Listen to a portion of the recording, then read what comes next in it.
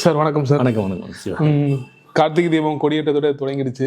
நம்ம இன்னைக்கு கார்த்திகை தீப திருவிழாவில் 2ஆம் நாளில் இருக்கோம். நம்ம அந்த வாகனங்களை பற்றி நம்ம பேசணும்னு சொல்லி போன காணொலியிலே சொல்லியிருந்தோம். அதை தொடர்ந்து இந்த காணொலியை நம்ம பேசுவோம் சார். சுவாமி வந்து பார்த்தீங்கன்னா முதல் நாள் அந்த கொடியேற்றத்துக்கு பிறகு வந்து பார்த்தீங்கன்னா வரக்கூடியது விமானம், வெள்ளி விமானம். இந்த வெள்ளி விமானத்திற்கான கதை என்ன? முதல்ல இந்த வாகனங்களாம் எதற்காக? முதல்ல நீங்கள் கேட்டது விமானம்னு கேட்டீங்க. மானம் அப்படின்னு பார்க்கும்போது அளவுகள்னு சொல்லுவாங்க எல்லாமே. இப்போ நம்ம கோபுரத்து மேலே இருக்கிறது கூட அந்த ஸ்தூபின்றது கூட சில பேர் விமானம்னு சொல்லுவாங்க. ஸோ மானம் அப்படின்னா அளக்கக்கூடியது மானம். ஒரு இப்போ தன்மானம்லாம் கூட சொல்லுவாங்க. தன்மானம்னா தனக்கு என்ன அப்படின்றது வந்து தானே அளந்து அதன்படி வாழ்கிறது தன்மானம். அதுதான் தன்மானம்னுவாங்க நம்ம இதில். அது மாதிரி மானம் அப்படின்னும் போது அதுதான் இம்பார்ட்டண்ட்டாக சொல்லுவாங்க. இப்போ விமானம் அப்படின்னா அளவிட முடியாததுன்னு அர்த்தம். அது நமக்கு வந்து பார்க்கலாமே தவிர அதை போய் நாம் வந்து என்ன அப்படின்றது ஒரு அளக்க முடியாத ஒரு தன்மையுடையது விமானம் அப்படின்றது. இப்போ அது மாதிரி அதில் இறைவன் வரும்போது நமக்கு கரெக்டாக நீங்கள் பார்த்தீங்கன்னா விமானத்தில் வருவார். வெள்ளி விமானம் அது மாதிரிலாம் வருவார். இப்போ வெள்ளி விமானத்தில் வரும்போது இப்போ வந்து உலகத்தில் வந்து இந்த பஞ்சலோகம் சொல்லுவாங்க. அந்த பஞ்சலோகத்தில் வந்து ஒவ்வொரு லோகமும் ஒரு தன்மையுடையது. இப்போ தங்கத்தை எடுத்திங்கன்னா அக்னி சம்மந்தப்பட்டது, வெள்ளி எடுத்தீங்கன்னாலும் அக்னி சம்மந்தப்பட்டாலும் ஆனால் அது வந்து தண்ணீரை சம்மந்தப்பட்டது. இப்போ வந்து நம்ம சாமி வந்து விமானத்தில் வராருன்னு வச்சுங்க, வெள்ளி விமானத்தில் வராருன்னா தண்ணீர் சம்மந்தப்பட்ட வெள்ளியோட அந்த ரஜதத்தன்மை, அந்த சந்திரனுடைய ஒத்த நிறங்கள் இதெல்லாம் பார்க்கும்போது நமக்கு என்னென்னா வெள்ளி விமானத்தில் வரும்போது சுவாமி வந்து நமக்கு நல்ல விதமான, அதாவது என்னென்னா நல்ல ஒரு எனர்ஜியை, ஒரு நல்ல ஒரு என்ன சொல்கிறது எண்ணங்களை தரக்கூடிய ஒரு அளவற்ற ஒரு எண்ணங்களை, நல்ல எண்ணங்களை தரக்கூடிய அருள் புரிகின்ற வடிவமாக இறைவன் வருகின்றான்றது தான் அந்த வெள்ளி விமானத்தில் வர்றது விசேஷங்கள். ஓகே. முதல் நாள் இரவு வரக்கூடிய அதிகார நந்தி, அதிகார நந்தியோடைய வாகனத்தின் சிறப்பு என்ன சார்? நந்தினாலே உங்களுக்கு தெரியும், புது வருஷத்தில் எல்லாம் அபிஷேகம் பண்ணுறாங்க, எல்லாம் இது பண்ணுறாங்க. அதை விட நந்தி அப்படின்னும் போது நிறைய புராணங்களில் வந்து சிவபுராணங்கள்லையோ போக்குவரத்துலையோ நந்தியம்பெருமான் சொன்னதாக நிறைய வரும். இப்போ வந்து நம்ம அருணாச்சல புராணம் கூட நந்தியம்பெருமான் மூலயமா வந்து வந்ததாக சொல்லுவாங்க. அவர் தான் எடுத்து சொல்கிறாருங்க. கைலாயத்தில் நந்தியம்பெருமான்றது சிவகணங்களில் முதல் கணங்கள் நந்தி. இப்போ நந்தி அப்படின்னும் போது கணங்களில் முதல் தலைவனாக அவர் இருக்கிறதுனால காவலர் தெய்வமாக அவர் இருக்கார். அதனால் கைலாயத்தில் அவர் தான். அவர் இல்லாமல் வந்து அவருடைய அனுமதி இல்லாமல் நம்ம வந்து சிவனை தரிசனம் பண்ண முடியாது. அதனால தான் எல்லா கோயில்லையும் வந்து சிவன் முன்னாடி வந்து நந்தி வைக்கிறது. இப்போ அதிகார நந்தி அப்படின்னும் போது, அதிகார நந்தி அப்படின்னா நமக்கு என்னென்னா இந்த மாதிரி இருக்கணும் அப்படின்றத வந்து நமக்கு நிர்ணயிக்கக்கூடியது. அதாவது எந்த ஒரு குணங்களாக இருக்கட்டும், எந்த ஒரு செயலாக இருக்கட்டும், அது வந்து இப்படி தான் இருக்கணும் அப்படின்றது நிர்ணயிக்கக்கூடியது. உதாரணமாக நம்ம என்ன சொல்லலாம் அப்படின்னு பார்த்தீங்கன்னா, இப்போ வந்து ஆலயத்தை வழிபடுறது அப்படின்றது ஒரு இது இருக்குது. எப்படி கொடிமரத்தான் நமஸ்காரம் பண்ணுறது, ஆண்களாக இருந்தால் வந்து சாஷ்டாங்க நமஸ்காரம், பெண்களாக இருந்தால் சஷ்டாங்க நமஸ்காரம். ஆனால் 6 அங்கங்கள் படும்படி பெண்கள் வந்து நமஸ்காரம் பண்ணணும் கொடிக்கம்பத்தில். ஆண்களாக இருந்தால் 8 அங்கங்கள், உடல் அங்கங்கள் வந்து கொடிக்கம்பத்துக்கு முன்னாடி படணும் அப்படின்ற மாதிரி சாஷ்டாங்கம் சஷ்டாங்கம் அப்படின்லாம் வந்து நமஸ்காரத்தினுடைய விதிகளை சொல்லுது. இது மாதிரி கோபுரத்தில் வந்து இங்கேருந்து கோபுரம் தரிசனம் பண்ணணும், இங்கேருந்து வந்து நந்தியம்பெருமான் முன்னாடியிலேருந்து சிவபெருமானை வணங்கணும் அப்படின்லாம் வந்து நேதிகள் இருக்குங்களா, அந்த நேதிக்கெல்லாம் வந்து உட்பட்டு எவன் இருக்கானோ அதுக்கு அருள் புரியக்கூடியவர். நேதியை வந்து ஒழுங்காக ஃபாலோ, அதாவது நியமமாக ஃபாலோ பண்ணுறாங்களோ அவங்களுக்கெல்லாம் அனுகிரகமூர்த்தியாக வந்து இந்த அதிகார நந்தி வந்து நமக்கு எடுத்துக்காட்டாக இருக்குது. இது இல்லாமல் சில பேர் சொல்லுவாங்க அதிகாரம் அப்படின்னும் போது என்னன்னா ஒரு தலைமை வகிக்கிறதுக்கு கூட சில பேர் அதிகாரம் சொல்லுவாங்க. அதுதான் அந்த தலைமை வகிக்கிறதுக்கு கூட அது வந்து நேர்மறையான ஒரு எண்ணங்கள் வந்து இருக்கணும். எப்படின்னா இப்போ ஒரு அரசன் இருக்கான்னா அவன் தர்மத்தை கடைப்பிடிக்கிறவனா இருந்தால் தான் அது பண்ண முடியும். அதனால் அந்த கடைப்பிடிக்கிற அரசன் வந்து அதிகாரம் பண்ணும்பொழுது அவனே செய்யும்பொழுது நாம ஏன் செய்யக்கூடாது அப்படின்றது நான் பின்பற்றக்கூடியவர்கள் வந்து அதை ஒழுங்காக ஃபாலோ பண்ணி வருவாங்க. அதனால அதிகார நந்தி விசேஷம். ஓகே சரி, இந்த கேள்வி வந்து நான் உங்ககிட்ட முன்னே கேட்கணும்னா, நம்ம காணொலியில் நீங்கள் பேசிட்டு இருக்கப்போ அடிக்கடி இந்த போக்குவரத்துன்ற ஒரு வார்த்தையை வந்து நீங்கள் நோட் பண்ணியிருக்கீங்க. அதான் இல்லை, எனக்கும் சந்தேகம், போக்குவரத்து வந்து ஏன் அந்த வார்த்தை இதுக்கு இங்கே யூஸ் பண்ணுறாருன்னு.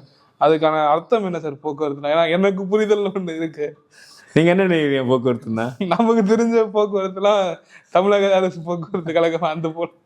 ஆக்சுவலி வந்து என்னன்னா உண்மையானதுன்னா, இயற்கை எல்லாமே வந்து உலகத்துல உள்ள பிரபஞ்சங்கள் எல்லா சக்திகளும், உயிரினங்கள் எல்லாமே வந்து இறைவனுடைய ஆற்றல் தான். இந்த இறைவனுடைய ஆற்றல்ல நாம எல்லாமே போக்குவரவு தான். நம்ம சம்பாதிக்கிற பணமா இருக்கட்டும், நம்ம உடுத்துற உடையா இருக்கட்டும், எல்லாமே போக்குவரவு தான். இதுதான் அழகா மாணிக்க வாசகர் போக்கும் வரமும் புணர்வும் இலா புண்ணியனே அப்படின்னு சிவபெருமான் சொல்லியிருக்காரு. அதனால போக்குவரத்துன்றது வந்து அந்த போக்குவரத்து இல்லை, நம்மளுடைய வாழ்க்கை பயணம், நம்மளுடைய தெய்வீகமான அந்த இறை தேடி போடுகின்ற ஒரு பயணம் கூட நம்ம எடுத்துக்கலாம். Okay okay. இப்போ 2வது நாள் காலையில் சந்திரசேகர் வந்து அன்னைக்கு தான் முதல் நாளாக அந்த தீபோற்சவ திருவிழாவில் வெளியே வருவார். வரக்கூடிய முதல் நாளே வந்து பார்த்தீங்கன்னா சூரிய பிரபை அப்படி அந்த வாகனத்தில் தான் அவர் எழுந்துருவார். அந்த சூரிய பிரபையோடைய தாற்பயம் என்ன? பார்த்து சூரியன் வந்து எல்லாருக்குமே தெரியும், நம்ம கண்ணுக்கு தெரியக்கூடிய ஒரு ஆற்றல் சக்தி. சூரியன் சந்திரன் 2 பேருமே வந்து கண்ணுக்கு தெரியக்கூடிய ஒரு கடவுள் தான். அது இல்லைன்னு இயற்கைன்னு கூட சொல்லுவாங்க. ஆனால் அந்த இயற்கையும் வந்து இப்படி தான் இருக்குது அப்படின்றது வந்து நியமிக்கிறது யார்? அது நமக்கு அப்பாற்பட்ட ஒரு சக்தி இருக்குது. சூரியன் பார்க்கும்போது நமக்கு நிறைய சூரியன் கிட்ட நெருங்க முடியாது. நம்ம அதனுடைய கதிர்வீச்சுகள் கதிர்கள் இருக்குங்களா, அதுதான் உயிர்கள் அனைத்தையும் வந்து காப்பாற்றக்கூடிய ஒரு இதுவாக இருக்குது. அதனால் சூரிய பிரபையில் வரும்போது இறைவன் வந்து நம்மளை கூட எப்படியா இருந்தாலும் நம்ம ஒரு காக்கின்ற தெய்வமாக இறைவன் வந்து இருக்கின்றான். தாத்பரியத்தை காட்டுறதுக்கு தான் நம்ம சூரிய பிரபையில் சுவாமி வராது. 2வது கர்ம சாட்சி. சூரியன் சந்திரன் எல்லாமே நம்ம நல்லது செஞ்சாலும் கெடுதல் செஞ்சாலும் நம்ம என்ன செய்கிறோன்றதில் வந்து இவங்க 2 பேரும் எப்பயுமே இருப்பாங்க. 24 மணி நேரம் இல்லை, எப்பயுமே நம்மளை சுற்றி இருப்பாங்க. இப்போ நம்ம நல்லது செஞ்சிடும் கெடுதல் செய்கிறதுக்கு எல்லாமே ஒரு சாட்சியாகவும் இந்த சூரிய கடவுளும் சந்திர கடவுளும் இருக்கின்றார். 2ஆம் நாள் இரவு வரக்கூடிய இந்திர விமானம், வெள்ளி இந்திர விமானம், இந்த இந்திர விமானத்துடைய சிறப்பு என்ன சார்? நான் ஏற்கனவே சொன்ன விமானம் தான் வந்து அளவிட முடியாது. இந்திரம் அப்படின்றது வந்து உங்களுக்கு தெரியும், நம்ம வருகின்ற இப்போ தை திங்கள் அடுத்த நாள் வந்து முதல் நாளே வந்து போகி பண்டிகைன்னு கொண்டாடுவோம். அது இந்திரன் பண்டிகை தான். ஒரு காலத்தில் நீங்கள் இதெல்லாம் பார்த்தீங்கன்னா கோவலன் இதில் பார்த்தீங்கன்னா கூட கண்ணகி இதெல்லாம் பார்க்கும்போது கூட அந்த இந்திரன் பண்டிகை கொண்டாடப்பட்டதாக வந்து நமக்கு எடுத்துக்காட்டு இருக்குது. அப்போ இதை பார்க்கும்போது இந்திரன் அப்படின்னும் போது நமக்கு உலகத்தில் இருக்க எல்லா விதமான உலகத்தில் கிடைக்கக்கூடிய சுகங்கள் தான், போகம்ன்றது சுகங்கள் தான், எல்லா வித சுகத்தையும் அருள்கின்றவன் இந்திரன். இப்போ அந்த விமானத்தில் இறைவன் வருகின்றான் அப்படின்னா நமக்கு எல்லா வித சுகங்களும் சௌக்கியங்களும் இறைவன் தருவார். Okay sir. எண்ணற்ற சுகங்கள் அது கூட சொல்லணும், விமானம்னு சொல்கிறோம்ல, அதனால் எண்ணற்ற சுகங்கள் நம்ம என்னென்ன விரும்புகிறோமோ அது இறைவன் நமக்கு தருவார். Okay sir. இப்போ நம்ம இந்த ஒரு கேள்வி வந்து பார்த்தீங்கன்னா, ராஜகோபுரம் நம்ம கோவிலில் இருக்குது, மிக பெருமையான ஒரு உயரமான ராஜகோபுரம். ஓகேங்களா, சாமி வந்து பார்த்தீங்கன்னா இந்த ராஜகோபுர வாசல் வழியாகவே வரமாட்டேங்கிறார். பக்கத்தில் இருக்கக்கூடிய அந்த திட்டுவாசப்படியில் தான் சாமி வராரு. திட்டுவாசப்படி தரிசனம்னே நம்ம பார்த்து வணங்குவோம். அதுக்கான காரணம் என்ன சார்? ராஜகோபுர வாசலில் சாமி வெளியே வராததுக்கும் திட்டுவாசப்படியில் சாமி வர்றதுக்கும் அது ஒரு கோபுரங்கள் மிக உயர்ந்ததாக கட்டின அரசன் வந்து கொஞ்சம் கர்வம் பட்டதுனால இறைவன் வந்து அதில் வர்றதில்லை அப்படின்ற ஒரு தாத்பரியம் நம்ம ஊரில் இருக்குது. 2வது திக்கு அப்படின்னு பார்க்கும்போது 8 திக்கு இருக்குது உங்களுக்கு. கிழக்கு தென்கிழக்கு அப்படின்ற மாதிரி நிறைய ஒரு 8 திக்கில் தான் 8 லிங்கங்கள் நமக்கு இருக்குது நம்ம ஊரில் பார்க்கும்போது. அப்போ திக்கு அப்படின்னும் போது ஒவ்வொரு இடத்துலையும் சொல்லும் போது இம்பார்ட்டண்ட்டாக எது சொல்கிறோமோ அதனுடைய பாதி வேட் சொல்லி அங்கே நிற்கும். இப்போ திக்கு அப்படின்னு சொல்லும் போது இம்பார்ட்டண்டான திக்கு எதுவோ அதுதான் நம்ம சொல்லுவோம், முக்கியமான திக்கு. அப்போ திக்குக்கெல்லாம் முக்கியமான திக்கு எதுன்னு பார்த்தீங்கன்னா நமக்கு வடகிழக்கு தான். ஏன்னா வடகிழக்கில் தான் ஈசானம் அப்படின்ற ஒரு தெய்வம் இருக்குது, என்லெஸ்ன்றது நமக்கு இருக்குது. ஸோ அதனால் வந்து அந்த திக்கு வாசப்படியாக இறைவன் வருகின்றார். 3ஆம் நாள் அதாவது திக்கு வாசல்ன்றது வந்து திட்டு வாசல்னு ஆயிடுச்சு. இது 3ஆம் நாள் வரக்கூடிய பூத வாகனம், அந்த பூத வாகனத்துடைய சிறப்பு என்ன சார்? நீங்கள் சாதாரணமாக சொன்னீங்கன்னா பூதன்னா எல்லாருமே குழந்தைங்கலேருந்து எல்லாருமே ஒரு பயப்படுற ஒரு தோற்றத்தை தான் சொல்லுவாங்க. பூதம்னாலே வந்து நம்ம ஒரு எடுத்துக்காட்டு கந்த சஷ்டியில் கூட நம்ம பார்க்கலாம். வல்ல பூதம் வளாட்டிகை பேய்கள் அல்லல் படுத்தும் அடங்கா முடியும் கொல்லிவாய் பேய்களும் குரலை பேய்களும் அப்படின்னு நம்ம பாலதேவராயன் வந்து முருகர் இதில் கந்த சஷ்டி கவச்சத்தில் சொல்லுவார். அப்போ பூதம் அப்படின்னால நம்மளை அச்சுறுத்துறது வந்து பூதம். இப்போ அச்சுறுத்த பூதமானது நமக்கு எப்படி இறைவன் அது மேலே வராரு, அச்சுறுத்தத்துக்கு வராரா அப்படின்ற மாதிரி ஒரு வினா நமக்கு கேள்வி வரும் நமக்கு எல்லாருக்குமே. ஆனால் உண்மையாக வந்து இறைவன் வந்து நம்ம பயமுறுத்துறதுக்கோசரம் கடவுள் கிடையாது. எது எது பயமாக நமக்கு இருக்குதோ அதெல்லாம் தெளிவுபடுத்துறதுக்கு தான் கடவுள் வர்றாரு. பூதம் அப்படின்றது வந்து நமக்கு வந்து பயமுறுத்ததா இருந்தாலும் அந்த பூதத்தை வந்து எனக்கு உட்பட்டது தான் அந்த பூதம், நீ பயப்படாத, நான் இதுக்கு மேலே நான் இருக்கேன் அப்படின்றது வந்து இதுக்கு தீய சக்திகளுக்கு எல்லாம் நான் வந்து மேலோங்கி நான் தான் இருக்கேன், அதனால நீ எதை கண்டும் பயப்படாத, என்ன நீ வந்து சரணாகதி அடை அப்படின்றதுக்கு இந்த பூத வாகனத்தில் வர்றது. இது இல்லாமல் நம்ம இந்த பூதங்கள் அப்படின்னு ஒரு பயத்தை நமக்குள்ள இருந்தாலும் இறைவன்கிட்ட அந்த பயபக்தி நமக்கு இருந்தால் தான், உண்மையாக இறைவன்கிட்ட நமக்கு இருந்தால் தான் உண்மையாக அவர் மேலே வந்து ஒரு அளவு கடந்த ஒரு அன்பானது வரும் அப்படின்றது ஒரு தாத்பரியத்தை கூட இந்த பூத வாகனம் சுவாமி பூதமாக மேலே வந்து நமக்கு காட்சி கொடுக்கறதுக்கு இருக்கலாம். ஓகே, 3ஆம் நாள் இரவு வரக்கூடிய சிம்ப வாகனம், அந்த சிம்ப வாகனத்துடைய சிறப்பு சார். சிம்மன்னாலே அவங்களுக்கு எல்லாம் தெரியும், காட்டரசன்வாங்க, விலங்கரசன் சொல்லுவாங்க எல்லாம். அதனுடைய தன்மை அப்படின்னு பார்த்தீங்கன்னா அது வந்து உழைத்து தான் வந்து அந்த எந்த பிராணிகளையும் அடித்து சாப்பிடுறது ஒரு தாத்பரியம் இது. கம்பீரம் அப்படின்னு சொல்லும் போது, ஹானஸ்ட் அப்படின்லாம் சொல்லும் போது நம்ம எடுத்துக்காட்டு சிங்கம் தான் சொல்லுவோம். இன்னும் சொல்லப்போனால் அம்பாளுக்கு வந்து வாகனமே சிங்கம் தான், சிம்மவாகினி அப்படின்லாம் சொல்லுவாங்க அம்பாளை. இப்போ அதாவது என்ன அது தாத்பரியம் நம்ம பார்க்கணும்னு பார்த்தீங்கன்னா, அது எந்த ஒரு விலங்கினங்களாகட்டும் பறவைகளாக இருக்கட்டும் ஒவ்வொரு இதுக்கும் வந்து இறைவனுடைய படைப்பில் வந்து ஒவ்வொரு தனி சிறப்பு உண்டு. இப்போ சிம்மத்தினுடைய சிறப்பு என்னென்னா நேர்மை. அந்த நேர்மைக்கு வந்து எடுத்துக்காட்டாக நாம் இருந்தானா இறைவன் நமக்கு அருள் புரிவார் அப்படின்றது. ரெண்டாவது கம்பீரமாக நமக்கு என்ன அப்படின்ற ஒரு தன்னம்பிக்கைக்கு ஒரு கம்பீரம் ஒன்று இருக்குது, தன் மேலே ஒரு நம்பிக்கை இருக்கிறதுக்கு ஒரு கம்பீரம் உண்டு. இதெல்லாம் வந்து அகந்தை கிடையாது. இறைவன் நமக்குள்ளே இருக்கான்றது ஒரு நம்பிக்கையிலும் ஒரு கர்வம் உண்டு. கர்வம்னா அது அகந்தைக்கு ஏற்றுன்னு போகிற கர்வம் கிடையாது, இறைவன் நம்மளை காப்பாற்றணும் நம்பிக்கையான ஒரு கர்வம். இப்போ அது மாதிரி இருக்க தோற்றத்துக்கு இதுக்கு எல்லாத்தையுமே நம்ம சிம்மத்தை எடுத்துக்கலாம் நம்ம. அதனால் சிம்ம வாகனத்தில் சுவாமி வந்து நமக்கு அனுகிரகம் பண்ணும்போது அந்த தோற்றத்தை நம்ம உணர்ந்து நம்ம சுவாமி வழிபடலாம். 4ஆம் நாள் காலை வரக்கூடிய நாகவாகனம், இந்த நாகவாகனத்துடைய சிறப்பு என்ன, அதோடைய தாற்பயம்? இப்போ நீங்கள் நாக தேவதை அப்படின்னு பார்க்கும்போது பாதாள லோக நிவாசினிகள்னு சொல்லுவாங்க. பாதாள லோகம்னா 14 லோகம் நம்ம சொல்கிறோம் உலகத்தில். அது இருக்குது இல்லைன்றது வந்து சில பேர் நம்புவாங்க, சில பேர் நம்ப மாட்டாங்க. நம்ம இருக்கிறது பூலோகம்னு சொல்கிறது நம்ம எல்லாம் நம்புகிறோம். பூலோகன்றது நம்ம பூலோகத்தில் தான் நம்ம இருக்கோம். ஆனால் அதுக்கு மேலே நமக்கு மேலே வந்து ஒரு 6 லோகம் இருக்குது. அந்த 6 லோகத்துக்கு மேலே வந்து ஒவ்வொரு தெய்வங்கள் ஒவ்வொரு அம்சங்கள் இருக்குது அப்படிதான் சொல்லியிருக்காங்க. இப்போ அதுக்கப்புறம் பாதாள லோகத்துலேருந்து அப்படியே அத்தலம் பாதாளம் வித்தலம் சுதலம் அப்படின்லாம் பார்க்கும்போது இன்னைக்கு சொல்கிற எல்லா இந்த இது சொல்கிறாங்களே என்னது, சின்ன உருவங்கள் கொண்ட மனிதர்கள், ரொம்ப தோற்றத்தில் கோலமாக இருக்கிறவங்க, இவங்கெல்லாம் அதில் வந்து பாதாள லோகத்தில் வசிக்கிற பாதாள லோக வாசிகள் அப்படின்னு சொல்லுவாங்க. அதில் பார்க்கும்போது நம்ம நாகதேவதையும் வந்து பாதாள லோகத்தில் இருக்கிறதா சொல்லுவாங்க. இப்போ அந்த பாதாள லோகத்தில் இருக்கின்ற நாகதேவதைகள் முதற்கொண்டு என்ன அதுக்கு தாத்பரியம் அப்படின்னு பார்த்தீங்கன்னா, அதெல்லாம் சத்தியத்துக்கு கட்டுப்படக்கூடியது. சத்தியத்துக்கு நிறைய பிராணிகள் கட்டுப்படும், மனிதன் தான் கொஞ்சம் அது சந்தேகமாக இருக்கும், சில நேரத்தில் கட்டுப்பட மாட்டான். மற்ற பிராணிகள் இறைவனுடைய படைப்பில் எல்லாமே சத்தியத்துக்கு கட்டுப்படும்.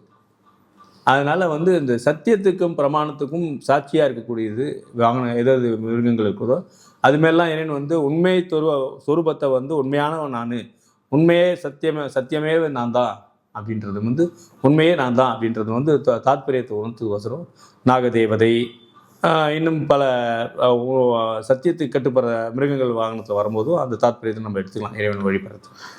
சார், இப்போ ஒரு நாள் வந்து இறைவன் ஒரு வாகனத்தில் எழுந்திரி பக்தர்களுக்கு மாட வீதியில் காட்சியளிக்கிறாங்க.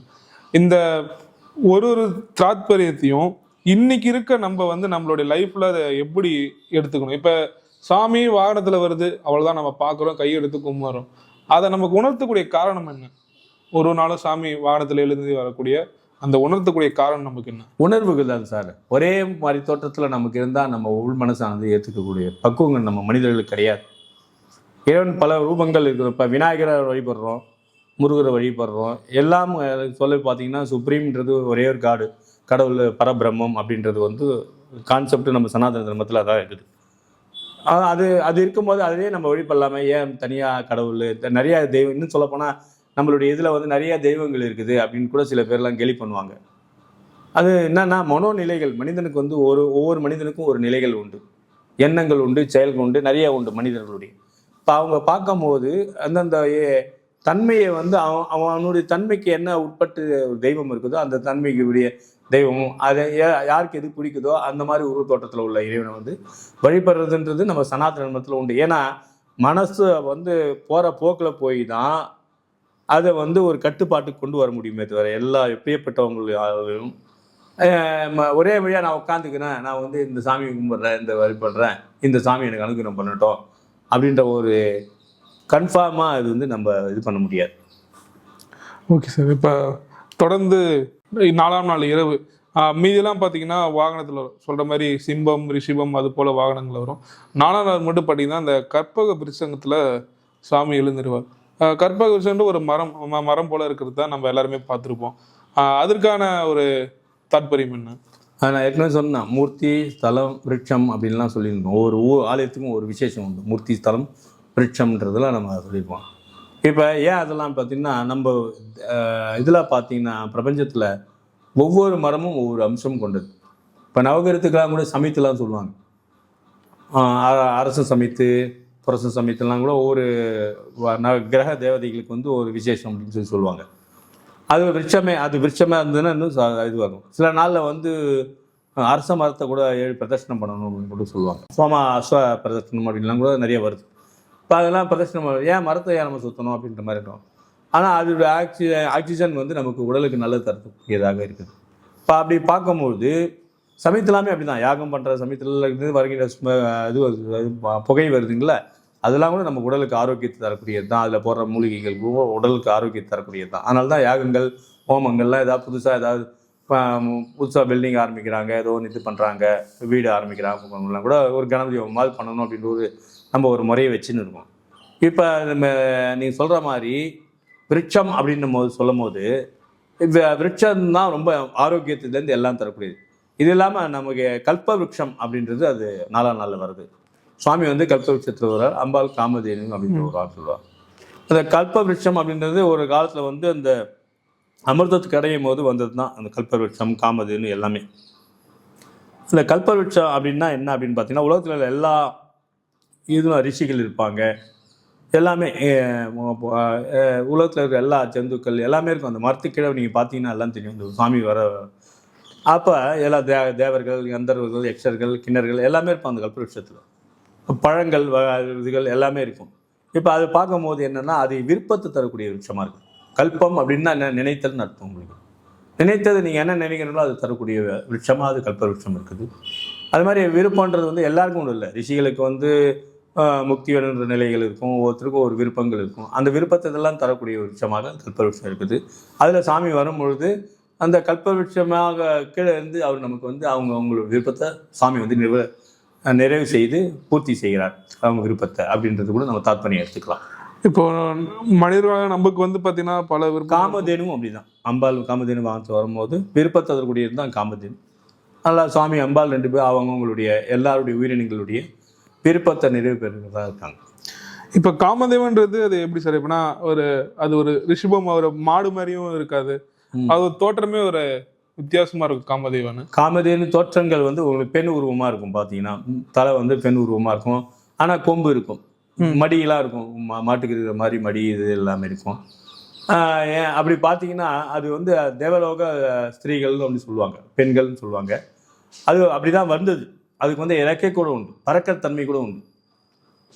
அதெல்லாம் இருக்குது. நமக்கு வந்து அது அமானுஷ்யமான சில விஷயங்கள்னால நமக்கு தெரியறதில்லை. அதனுடைய உருவ தோற்றப்படி தான் அது அங்கே இருக்கும் மேலோகத்தில். காமதேனத்தில் ஒரு காலத்தில் இங்கே இருந்தது, இங்கெல்லாம் இருந்திருக்குது, ரிஷிகள் வந்திருக்காங்க. நிறைய இதிகாசங்கள் புராணத்துலலாம் நீங்கள் பார்த்தீங்கன்னா அது கதைகளை நீங்கள் ரொம்ப நம்ம டீப்பாக போகணும், அதெல்லாம் போவானான்ட்டு தான் நம்ம அது இருக்குது அப்படின்றத ஒன்று நம்ம நிறுத்திக்கணும். Okay sir. இப்போ மனிதரான நமக்கு வந்து நிறைய தேவைகள் இருக்குது. இன்னைக்கு இருக்க காலகட்டத்தில் நமக்கு தேவைகளை போயிட்டு இறைவன்கிட்ட வந்து முறையிட்டு நம்மளுடைய தேவைகளை பூர்த்தி பண்ணிக்கிறோம். தேவர்களுக்கு அது போல என்ன? ஏன்னா அவங்களே வந்து தேவர்கள்ன்றதே ஒரு உயர்ந்த இடம் தான். அவங்களுக்கு என்ன தேவை இருக்கும் அதை வந்து சிவபெருமான் கிட்ட தவம் இருந்து கேட்கிறாரு. தேவர்கள், மனுஷர்கள் எல்லாருக்குமே வந்து நியமங்கள் உண்டு. நியமம் அப்படின்னா ஒரு டைம் தான். இப்போ நமக்கு 24 hours ஒரு டேன்றது 60 நாழிகை கொண்டது. ஒரு 24 மணி நேரம் கொண்டது ஒரு நாள் அப்படின்னு நம்ம எடுத்து ஒரு நாளும் டே பை டே ஒவ்வொரு நாளும் போயின்னு இருக்குது. அப்படி பார்க்கும்போது தேவர்களுக்கு வந்து அவங்க செய்த புண்ணியங்கள், அவங்க செய்த சத்காரியங்களுக்கு எவ்வளோ வந்து பவர் இருக்குதோ, எவ்வளோ பலம் இருக்குதோ, அந்த அளவு தான் தேவர்கள் அங்கே இருக்க முடியும். திருப்பி ஏதோ ஒரு அவங்க தவறு, நிறைய கதையில் படிச்சிங்கன்னா அந்த தவறு செஞ்சாங்க அதனால பூலோகத்தில் வந்தாங்க அப்படின்லாம் நிறைய பேர் பார்க்கலாம். ஸோ அது மாதிரி தேவர்களுக்கு ஒரு அளவு தான். அவங்க தேவர்கள்னா தேவர்களாகவே அவங்க இருந்துருவாங்க, இல்லை ஒரு அளவு தான் அவங்களுக்கு. அந்த புண்ணிய பலன் எவ்வளோ இருக்குதோ அது வரலும் தான் அவங்க இருப்பாங்க.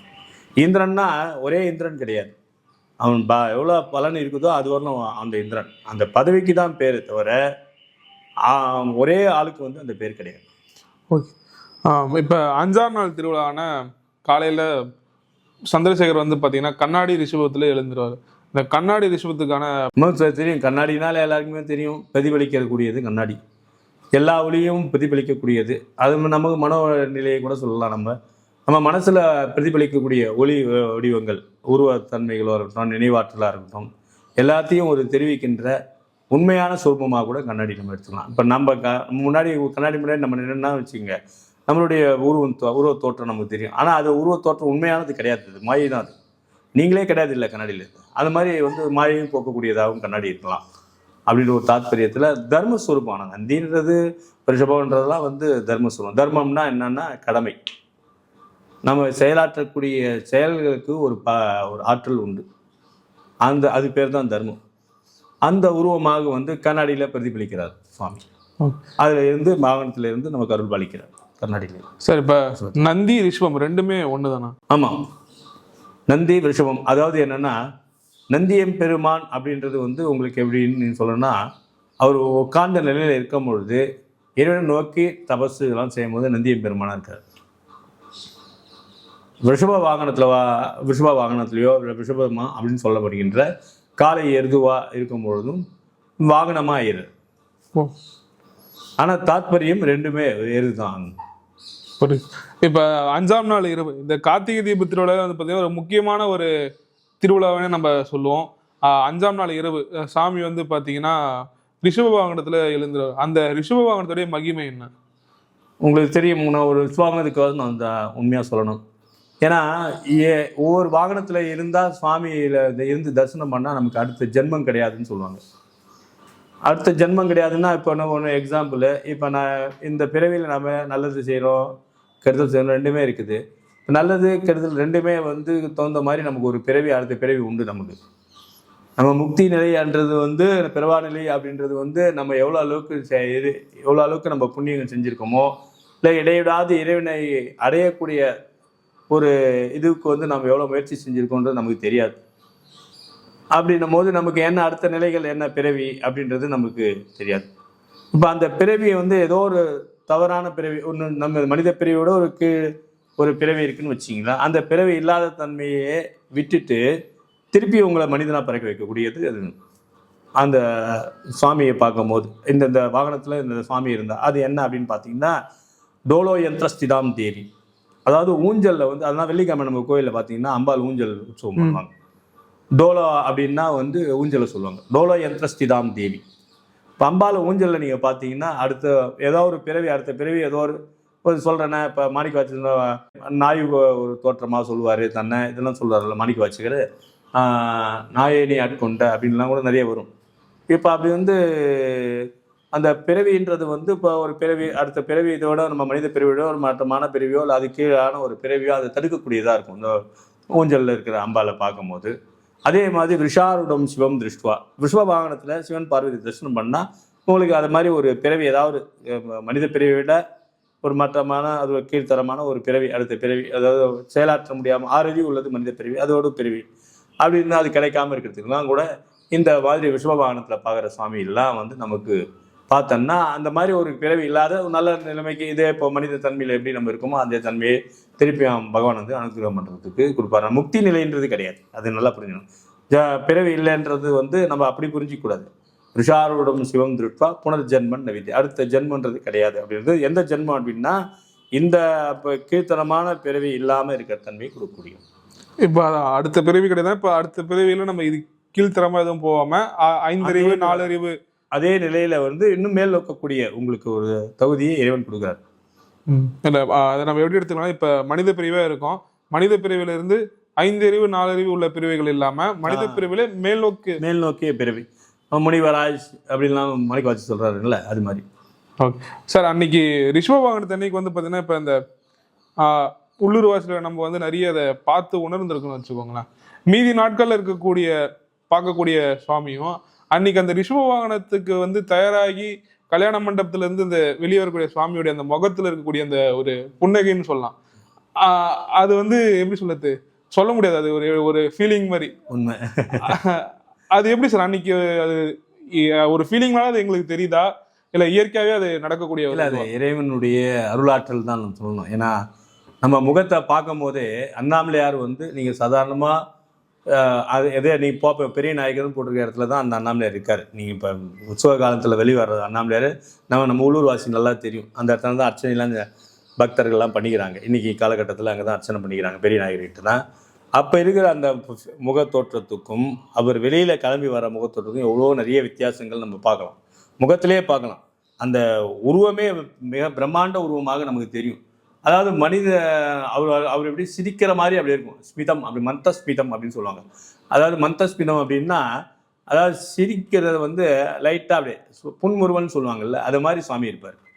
ரெண்டாவது, நிறைய பேர் இந்த சுவாமி வெளியில் வரும்போது தனக்கிட்ட உள்ள ஒரு குறைகள் எல்லாத்தையும் அப்படியே சுவாமி கிட்ட நீங்கள் பார்த்தீங்கன்னா, அந்த சாமி கிளம்பி வரும்போது நிறைய பேர் கண்ணிலேருந்து தண்ணீர் வரும், நிச்சயமாக வரும் நிறைய பேர்கிட்ட. ஏன்னா உண்மையாக பற்றுள்ள அண்ணாமலையார் மேலே பற்றுள்ளவங்க எல்லாருக்குமே அந்த சுவாமி அங்கேருந்து கிளம்பி வரும்பொழுது பார்த்தீங்கன்னா, இந்த விஸ்வவாகன தண்ணி கிளம்பி வரதாகட்டும், மேடையிலேருந்து முதல் நாள் கொடியேற்றத்துக்கு கிளம்பி வரதாகட்டும், திருவுடல் உற்சவத்துலேருந்து சுவாமி கிளம்பி வரும்போது அது இருக்கும். திருவுடல் உற்சவத்தில் கூட நம்ம சொல்லலாம், முதல்ல வந்து கிளம்பி வரும்போது ஒரு முக பாவம் உங்களுக்கு தெரியும். அதுக்கப்புறம் மறுவுடல் வந்து உள்ள கோயில் உள்ள ஆடும் போது அவருடைய உத்தரதாண்டவத்தை ஃபேஸ் பார்த்தீங்கன்னா நம்மளாம் கிட்டே நெருங்கிறதுக்கே கஷ்டமா இருக்கும். அந்த அளவுக்கு வந்து சாமி நம்மளுக்குள்ளேயே இருந்து நம்மளையும் அவர் ஆடுறது இல்லாமல் நம்மளையும் ஆட வைக்குவார் அந்த தண்டை. இப்போ அது மாதிரி நம்ம அண்ணாமலையார் இருக்கிறது உள்ளிருந்து ஆற்றக்கூடிய ஒரு ஆற்றல் உடையவன், ஆடல் நாயகன் என்று சிதம்பரத்தில் நம்ம சொன்னாலும் உள்ளே இருந்து நமக்குள்ள உணர்வுகளை ஆற்றக்கூடியவன் நம்ம அண்ணாமலையார் தான்.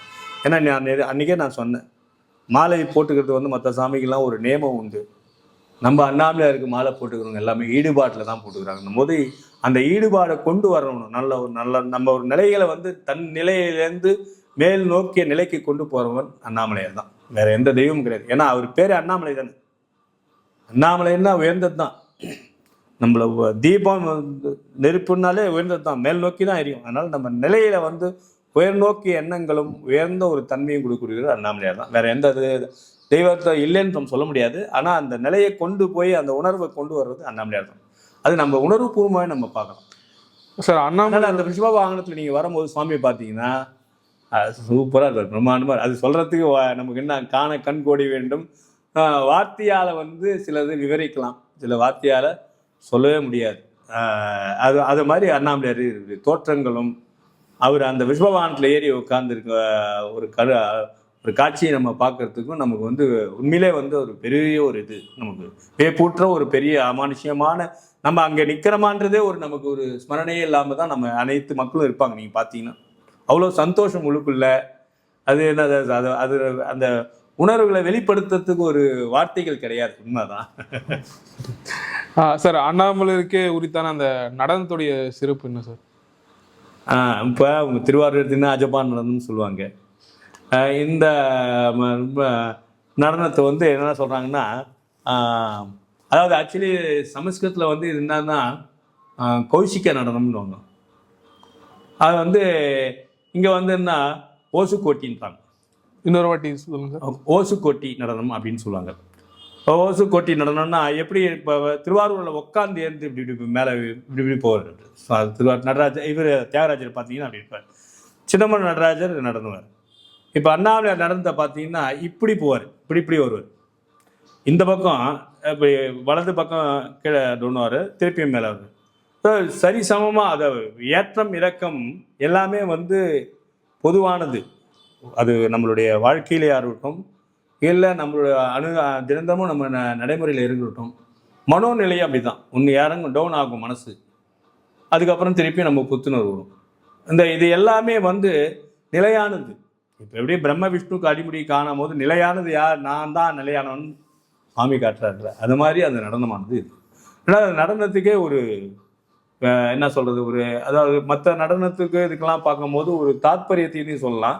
இது உணர்வு வந்து நம்ம அது அனுபவிக்கும் போது தான் தெரியும். சில உணர்வுகளை வந்து சொல்ல முடியாது, நான் ஏற்கனவே சொன்னேன் பார்த்தீங்களா.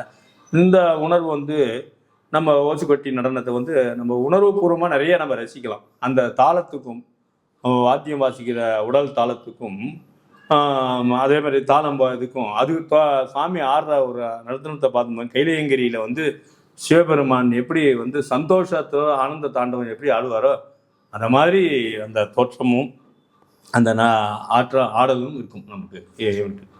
அஞ்சாம் திருவிழாவான ரிஷப வாகனத்துக்கு அன்னைக்கு இரவு வந்து பார்த்தீங்கன்னா சாமி வந்து ரிஷப வாகனத்தில் எழுந்தறி மாடவீதி வந்து பக்தர்கள் காட்சியளிப்பார். அன்னைக்கு சிவாச்சாரியர்கள் வந்து பார்த்தீங்கன்னா அவங்களுக்கு உரித்தான ஒரு உடை அணிந்து அங்கே உட்காந்துட்டு இருப்பாங்க. ஒரு 4 பேர் உட்காருவாங்க. அதற்கான காரணம் சார், ஏன்னா எல்லா நாட்கள்லையுமே சிவாச்சாரியங்க இருப்பாங்க, அர்ச்சனை பண்ணுவாங்க, அது போல இருப்பாங்க. வரவங்களுக்கு அந்த விபூதி கொடுப்பாங்க, தீபாரதனை காட்டுவாங்க, அந்த மாதிரி தான். ஆனால் 5ஆம் நாள் மட்டும் ஸ்பெஷலாக அவங்க அன்னைக்கு அங்கே உட்காந்துட்டு வரதுக்கான அந்த காரணம் என்ன சார்? இப்போ கோவில் அப்படின்னு எடுத்துட்டிங்கன்னா எந்த கோவிலில் வந்து இறைவன் வழிபடுறவங்க வந்து வழிபடுறவங்களுக்கு வந்து இறைவனுடைய தோற்றத்திலேயோ இல்லை இறைவனுக்கு தொண்டு செய்கின்ற ஒரு நபர் வந்து பிரதானமாக வந்து எல்லாத்துலேயும் வந்து இது பண்ணுவாங்க. இப்போ ஒரு அர்ச்சனை ஒரு கோயிலுக்கு போகிறோம் அப்படின்னும் போது அங்கே இருக்க பூசாரியோ இல்லை அவங்ககிட்ட கொடுத்து நம்ம பொருட்களை கொடுத்து சாமிகிட்ட அர்ச்சனை பண்ண சொல்லணும். டைரெக்டாக நம்மளே போய் எல்லாத்தையும் வச்சு நம்மளே பண்ணிட்டு நம்மளே வர்றதுன்றது வந்து கோவில் நியமங்களில் அனுசரிக்கிற முறையில் மரபுலையோ எதுலேயுமே அது மாதிரி கிடையாது. யாரும் ஒரு நியமம் இருக்குதோ அந்த கோயிலில் பூஜை பண்ணுறதுக்கு இது பண்ணுறதுக்கு அவங்கள வச்சு தான் நம்ம பண்ணிட்டு வரோம். இப்போ அப்படி பார்க்கும்பொழுது இங்கே வந்து இந்த 5ஆம் திருவிழா வந்து உலக பிரசித்தி பெற்றது இந்த ரிஷப வாகனம். உங்களுக்கே தெரியும், இந்த அளவுக்கு வந்து ரிஷபம்ன்றது மகா ரிஷபம் அப்படின்றது வந்து நம்ம திருவண்ணாமலையில் மட்டும்தான். அதுவும் நம்ம இந்த பெரிய இந்த பக்கம் மலைக்கு பெண் சைடு வந்து மலை இருக்கிறதுக்கும் சுவாமி வந்து அப்படி ரிஷப வாகனத்தில் வரும்போதும் நம்ம பார்க்கும்போதும் மேலே மலையிலேருந்து கீழே அப்படியே ரிஷப வாகனத்தில் இறங்கி வர மாதிரியே ஒரு தோற்றம் நமக்கு இருக்கும். அப்படியே கைலாசத்துலேருந்து சாமி அப்படி வர மாதிரி இருக்கும். மலைன்னா கைலாசம் தான் நமக்கு கைலாசம். அருணாச்சலத்துலேருந்து அப்படியே ரிஷப வாகனத்தில் சாமி வர்ற மாதிரியே நமக்கு இந்த பெரிய திருவிழா பார்க்கும்போது நமக்கு தெரியும். ஏன்னா பின் சைடு மலை. இப்போ அப்படி பார்க்கும்போது நமக்கு 4 பேர் நீங்கள் சொன்ன மாதிரி அர்ச்சகர் வந்து உட்காந்துருக்காங்க. தொட்டு வர்றது இந்த அர்ச்சகர் வந்து உட்காந்து வர்றதுன்றது மரபு வழிதான் வந்தது. ஆனால் தாத்பரியம் நீங்கள் பார்த்தீங்கன்னா வேதங்கள் 4: ருக்வேதம், யஜுர்வேதம், சாமவேதம், அதர்வண வேதம் அப்படின்ற 4 வேதங்கள். இந்த 4 வேதத்துக்கும் அப்பாற்பட்ட ஒரு அமானுஷ்யமான சக்தியை கொடுக்கக்கூடியது, ஆலயங்களுக்கு கொடுக்கக்கூடியது, இறைவனுக்கு அந்த சிலா பிம்பங்களுக்கு கொடுக்கக்கூடியது ஆகமம், சிவாகமம் சொல்லுவாங்க. அது 28 ஆகமங்கள் இருக்குது. இந்த 4 வேதங்களையும் கற்று சிவ ஆகமங்களையும் அறிந்த ஒரு நிலையில உள்ளவங்க தான் அர்ச்சகர்கள், இந்த சிவாச்சாரியர்கள் அப்படின்னும் போது. இந்த சிவாச்சாரியர்கள் வந்து அந்த தன்மையானது, சிவனை பூஜை பண்ற ஒரு தன்மையானது சோகம் பாவம் அப்படின்னு சொல்லுவாங்க. சோகம் பாவம்னா சோகம் இருந்தால் அவன் வேறு இல்லை நான் வேறு இல்லை அப்படின்ற ஒரு பாவத்துல வந்து பண்ணுவாங்க. இப்போ உணவு நம்ம வந்து சாப்பிட்றோம், பசிக்கும் போது நம்ம எப்படி சாப்பிட்றோமோ அதே மாதிரி சாமிக்கு வந்து நிவேதனம் பண்ணும்போது அந்த பாவத்துல வந்து பண்ணுவாங்க. அபிஷேகம் பண்ணும்போது நான் தடன்னு தண்ணி ஊற்ற மாட்டாங்க. இந்த மாதிரி பாவம் வந்து அவங்களுக்குள்ளாரே வந்துடும். பூஜை பண்ணும்போது அவங்களுக்கு வந்துடும். இப்போ எப்படி அம்மாவுக்கு வந்து குழந்தைய குளிப்பாட்டி இந்த மாதிரி அலங்காரம் பண்ணி குழந்தை ட்ரெஸ் போட்டு விடுறதுன்றது வந்து தாய் உள்ளத்துக்கு எப்படி இருக்குதோ அதே மாதிரி அந்த பூஜை பண்ணுறவர்களுக்கு வந்து சுவாமி அங்கே தொடும் பொழுது ஒவ்வொரு நிலை வரும். அலங்காரம் பண்ணும்போது ஒரு நிலை, அர்ச்சனை பண்ணும்போது ஒரு நிலை. அந்த பாவம் நிலைன்றது நான் சொல்றது பாவம். அதே மாதிரி இந்த சுவாமியினுடைய கீழே அவங்க உட்கார்ந்து இருக்கிற போது அந்த தன்மையானது வந்தது. என்ன தன்மை அப்படின்னு பார்த்தீங்கன்னா இறைவனுடைய ஆற்றல் சக்தியை இழுத்து நமக்கு கொடுக்கக்கூடிய ஒரு அமானுஷ்யமான ஒரு தாத்பரியத்தை கொடுக்குறது. அவங்களோட தோற்றமே உங்களுக்கு வித்தியாசமா இருக்கும். ஒரு மாதிரி கிரீட மாதிரி போட்டிருப்பாங்க, 2 பேர் கிரீட மாதிரி போட்டிருப்பாங்க, 2 பேர் வந்து இந்த அந்த காலத்துல மந்திரிகள்லாம் போட்டிருக்க மாதிரி ஒரு இது மாதிரி டர்பன் மாதிரி ஒன்று போட்டிருப்பாங்க.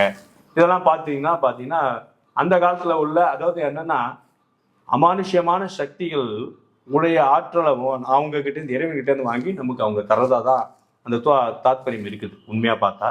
இன்னொன்று பார்த்தீங்கன்னா இறைவனுடைய வழிபாட்டில் நிறைய வித்தியாசங்கள் இருக்கும்போது சிவாச்சாரியர்கள் போது அவங்களுக்கு எப்படி நான் சிவனுக்கு எப்படி அலங்காரம் பண்றாங்களோ அதே மாதிரி தன்னையும் அலங்காரம் அவங்க பண்ணிக்கணும் அப்படின்னு சொல்லுவாங்க. அதாவது நீங்க பாத்தீங்கன்னா யோகிகள் ஞானிகள் எல்லாம் பாத்தீங்கன்னா சில பேர் இருக்கலாம். இப்ப திருச்சியில எடுத்துட்டீங்கன்னு வச்சீங்கன்னா அகிலாண்டேஸ்வரி பூஜை பண்ணுவாங்க. அம்பாள் பூஜை பண்ணது தான் அந்த கஷேத்திரம் திருச்சி ஜம்புகேஸ்வரர் கோவில். இப்ப மத்தியான நேரத்தை உச்சிகால பூஜையில வந்து அர்ச்சகரை புடவை கட்டின்னு போவாங்க. இப்ப உச்சிகால பூஜை போய் பாருங்க.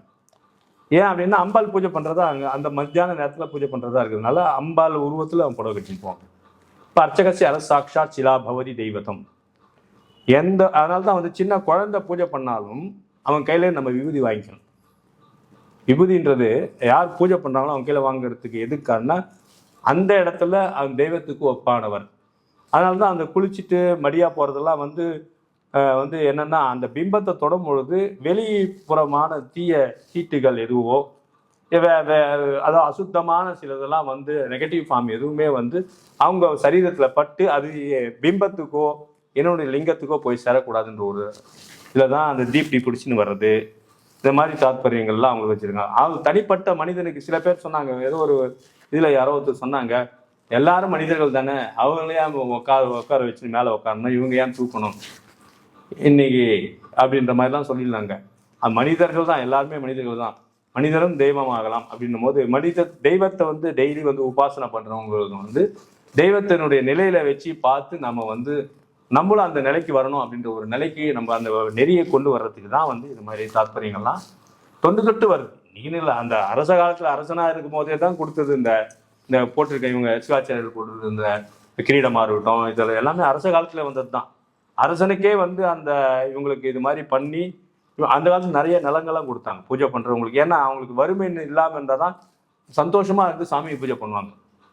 வறுமை இருந்துச்சுன்னா மனக்குறைவுகள் வந்துருச்சுன்னா அங்க சில பிம்பத்தையோ லிங்கத்தையோ தொடும் பொழுது அங்கேயும் ஒரு குறைவு வரும். அந்த குறைவு எங்க யாருக்கு போய் சேரும் அப்படின்னு பார்த்தீங்கன்னா நாட்டுக்குள்ள இருக்கிற மக்கள் அனைவருக்கும் போய் சேரும். அந்த குறைவு வந்து முதல்ல வந்து குறைவு இல்லாத யாரை பார்த்துக்கணும் அப்படின்னு அந்த காலத்துல இருந்து அரசர்கள்லாம் பின்பற்றிருந்ததுன்னா அர்ச்சகரை தான் பார்த்துருந்தாங்க.